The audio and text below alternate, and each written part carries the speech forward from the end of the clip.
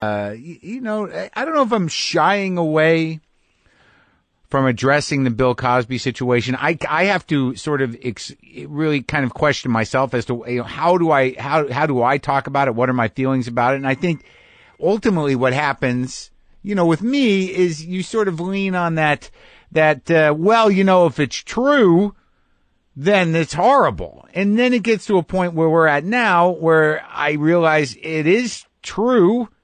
There's no way that this many incidents can happen with these personal stories. And so I know that it's horrible, but what do we do now? And you talk about it on Twitter constantly. So what do you want to happen? One thing that I do know is I'm not comfortable with him running around the country doing stand-up like nothing's happening. And I guess on some level I feel like I can't be a part of solving that many problems in the world. I do my best to get involved where I can be effective. But this is our neighborhood, and I do feel like there's someone running around who should be in a different type of building right now. There was a comedian named Vince Champ. Yeah, I knew him. Remember him? He was arrested because they looked at his college touring schedule, and in many of the cities that he was in on those days, people had been raped. He's in jail for life right now. Right, but Bill Cosby, I think one of the other issues is that when somebody has as much power as Bill Cosby, and despite what Patton says or what you may have known, I was not really aware of this of the reality of this, and apparently a lot of people were aware of it years and years ago. And until Hannibal said something, it wasn't really on my radar. And I think it's pretty unbelievable for a lot of people. And there doesn't seem to be any legal recourse. So the whole due process argument of kind of innocent until proven guilty does not really apply. And he's a very powerful guy. So you wonder what justice looks like. And I understand what you're saying, but it seems like he's definitely been hobbled. His legacy is been destroyed, and he doesn't seem to be able to work much in this country at this point. Would you like to see him in jail? Oh, I absolutely would like to see him in jail. I mean, that's where people who commit sexual assaults go. Right. He should be in jail. And I think that when celebrities commit heinous crimes, people don't want to let go of their love for their work and their lifelong relationship with them. If we admit that Cosby did this, we're not allowed to enjoy everything that made us so happy. And I guess in some primal way, we don't want to let go of those memories and those feelings. And I think ultimately we have to decide that it's way more important that he is dealt with in the same manner anyone else is who commits those types of crimes. And he shouldn't be performing. Hey, he got 2 standing ovations last night. And he's booked through the spring. And are people going to book him again? Maybe they will if we don't complain about it.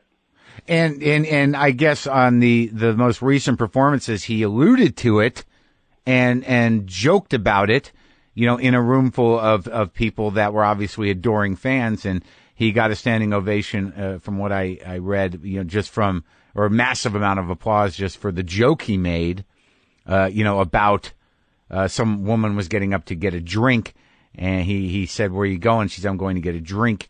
And he said, "Well, you better be careful and not drink that around me." And it just got a huge amount of laughter. And I think that's what's sort of triggered my I guess action, or my desire to call you, is that, he's now using, our form and his form to sort of trivialize this thing, where he has not made a statement about it at all. And now he's using jokes to trivialize it. Well, he's certainly not saying this. On that date, when they said I was at the Playboy Club, I was in Europe shooting a movie. Like, he doesn't have a response that's specific to any of the 33 people. And if you didn't do it, you'd probably be pretty pissed off. And you know what, the timeline, wouldn't match up. So it is a Vince Champ situation in that way. He doesn't have an alibi for any one of these people. And you only need one of these people to be telling the truth for him to deserve to be in prison. What I think people have trouble facing is, what would it feel like to be standing with Bill Cosby? You take a drink of something, or you take a pill that he told you was something that it wasn't, and you slowly start passing out, and you're looking at him, and you're thinking, what in God's name is about to happen? It is bone-chilling. It's a horror movie. And I don't think people really want to close their eyes and imagine what it's like as you're going unconscious to know that somebody is about to abuse you in that way. And then you won't be able to complain because he could say, what, we were partying.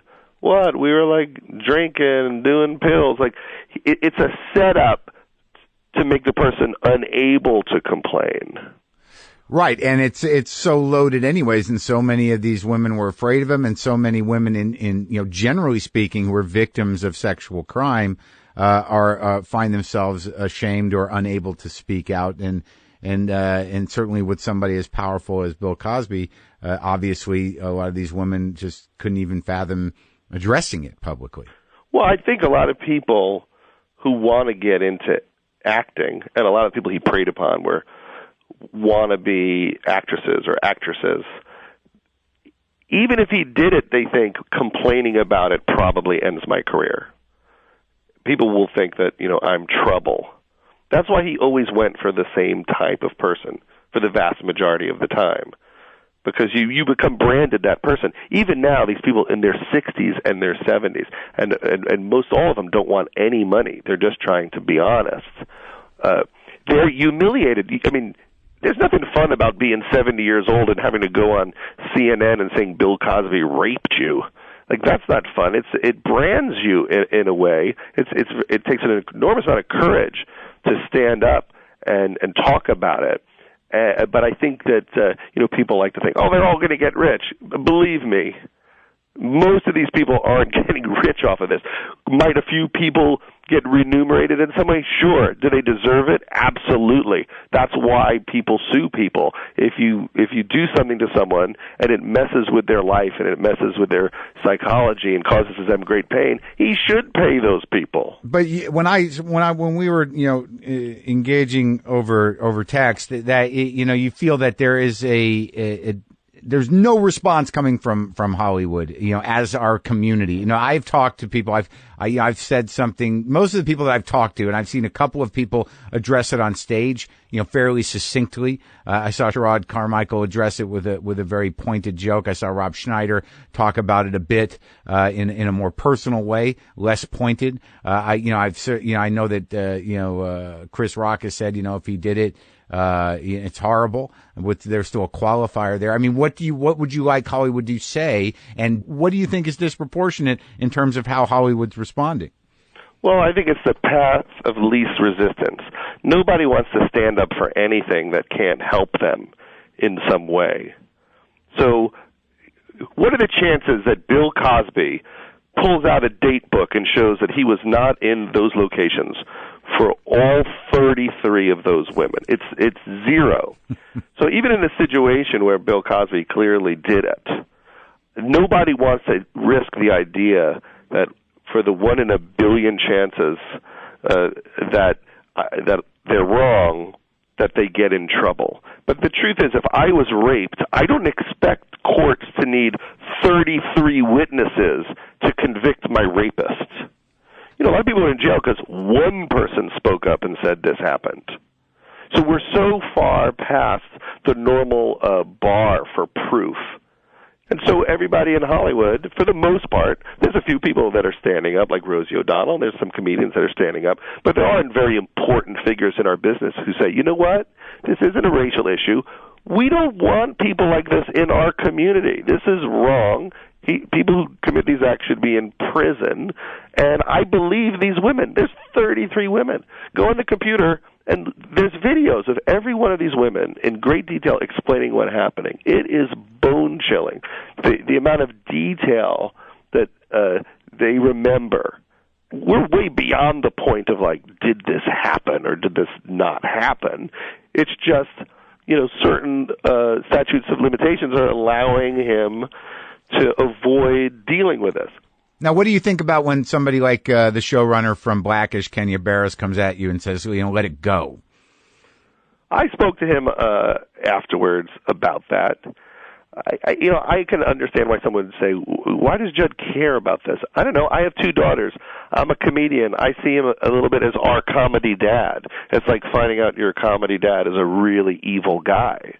And you want to say, hey, does everybody care about this, that he's doing that? And when the community is pretty silent, then I feel like, well, if no one's going to talk, I'm going to talk. If everybody was talking about it, I probably wouldn't have that much to say about it. But I don't want it to suddenly disappear, and then he just kind of goes back out on the road and just does his thing and has his hundreds of millions of dollars, and all of those women are shamed for coming out. They're all ignored, which is just re-injuring all of those people. Yeah, I think that's right, and I certainly appreciate what you're saying and what you're doing. I just there is a hopelessness to it in that he is still very powerful. He is not going to be taken to task, and I guess the only way to make him responsible, which he won't be, or at least answer to the reality of the situation, is diminish his ability to work. Well, you just don't want him having a blast. That's how I look at it. I don't want him running around getting standing ovations. At the very least, go in your mansion and disappear for the rest of your life. Right. He shouldn't be rewarded and applauded for raping that many women. And that's a huge commitment to rape, by the way. We're talking about this starting in the mid-'60s. That's a full commitment for 4 decades. Well, yeah, so obviously who knows somehow what the real numbers are. Somehow in his mind, he had, this was the way he was going to go about it. He was going to be this guy that drugged women and then, then raped them. And somehow in his sick mind, he had made that okay. That's what serial sociopaths do. Did you see the video of him on the Larry King show in the 90s? And he's talking about Spanish flies. He is absolutely giddy, laughing about the concept of doing that to women. People need to look it up. It's really horrifying. He thinks it's hysterical. He can't even hide it. And that's, look up everything I've ever done in my career. I never brought up Spanish flies. That's not something anyone brings up. Drugging women so they'll have sex with you. Yeah, it's really a sick situation. I think it's the saddest, most bizarre, in a way, Shakespearean episode that's ever happened in show business. I mean, right now, when he's sitting home with his wife, Camille, what are they talking about? What's happening in that house? What does his butler think? When this all hits the news, what does his assistant think? Are they all in some cult of Cosby where it's cool, or are they terrified? Well, I think that's an old man, and so everyone thinks, oh, that was a long time ago. But there's people just hanging out with him right now. I know. I think that does happen. I mean, there is a certain sort of Stockholm syndrome type of cultish psychology that happens around the powerful. The people that surround the powerful. There certainly is plenty of people that still are willing not to believe any of these accusations. What do you make of that? Well, the people who don't want to believe it, it's like the same reason why people don't want to believe that Michael Jackson ever did anything with kids. They just love Thriller, and they don't want to give it up. Well, maybe that's how his butler and his wife are able to sit there and have dinner. I'm sure if you went back in history to when I first heard about these accusations, it probably took me way too long for it to sink in that this happened. But it's very troublesome, mainly due to the silence, because people should say, this is wrong. It's not the hardest thing in the world to say.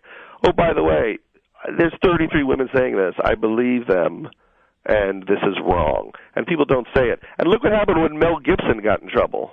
Yeah. Mel Gibson, for just making comments, was tossed from the business for years. They burnt that guy on the stake for comments.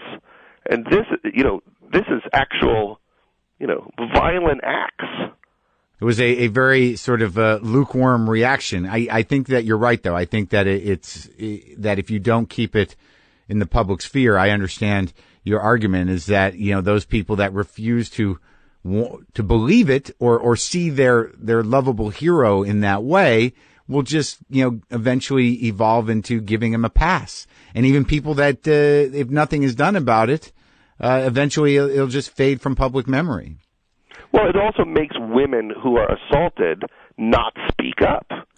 So the reason to say Bill Cosby is a terrible man, and I believe these women, is so that women aren't hiding in their homes in shame when people commit violent crimes against them. I mean, that's why everybody has to say, I just want to go on record, I believe these women. But you're not seeing important people say that. It is dead silent out there, and I find it very, very troubling. It reminds me of the North Korea issue with the interview. Our whole town was ready to just shut down on the freedom of speech issue. Nobody spoke up and said, we have freedom of speech regardless of the content. You're not allowed to tell us that we can't have freedom of speech anymore. It's much different overseas, the incredible passion to fight for that freedom. But here, everyone backed down.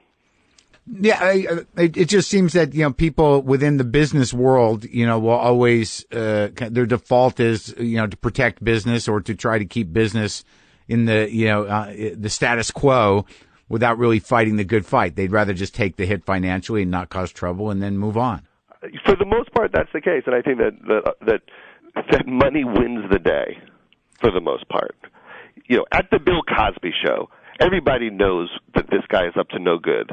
They may not know he's raping people, but he's certainly doing terrible things with women and casting couches and cheating on his wife. Everyone at that show knows what's happening. It is not a secret. I've worked on television shows. If I had sex with one of the extras at Girls, you would know about it 3 hours later. Well, you probably, that's true, Judd. It's not that anyone in this industry was unaware that he was a lech. That's what I'm saying. Everybody knew that he was a terrible guy for decades and decades. It was not a secret in our industry. But when it goes into this kind of criminal activity and all those people remain silent or say, that's not the Bill Cosby I knew, well, I'm sure the Bill Cosby you knew was also awful in a different way. He wasn't a great guy. Everybody knows. I have a relative who was working on a TV show, and Bill Cosby was the guest star, and before he arrived, everyone was like, she needs to stay away from Cosby, make sure he doesn't see her. Really? His reputation preceded him for decades and decades. But people aren't even coming out talking about just, those types of stories of just, a guy on the hunt. Yeah. For a very long time. And I think part of it is the racial aspect of it. Because, yes, he did things that were very important in the civil rights struggle. And he did great things. But he also did some things that were as evil as you can do on earth. And there's a lot of great people who fight for civil rights, and we don't need him. We don't need his legacy. There are a lot of other people who we can look up to, and we can say, you know what, he did great things and he also did evil things. But the fact that he did great things doesn't mean you ignore this type of violence. Right. And I don't look at it like this is about, a black person or a white person. To me, Bill Cosby is a comedian. Right. And I just look at it as someone in my family did something terrible, and I think we all should be clear and say, this is awful. We don't accept this in our comedy community. Agreed. And I appreciate you talking to me, man. I love this subject because when I talk about it, I completely lose my sense of humor.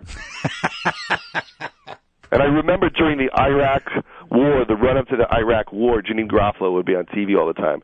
And I thought, I wish she could do this with a sense of humor, because she was right about everything, and she predicted everything bad that would happen in the Middle East, but she didn't find a way to make it funny, and so people resisted her thoughts. And I know I'm doing the exact same thing, and I completely relate, because when something is that awful and that painful, it's very hard to hold on to your sense of humor. So on this day, I commend Jon Stewart as the greatest genius of all time, even though he doesn't like you for some reason. There's a reason. But thanks for talking to me, man. I'm glad you're doing well. All right. Thanks, Mark.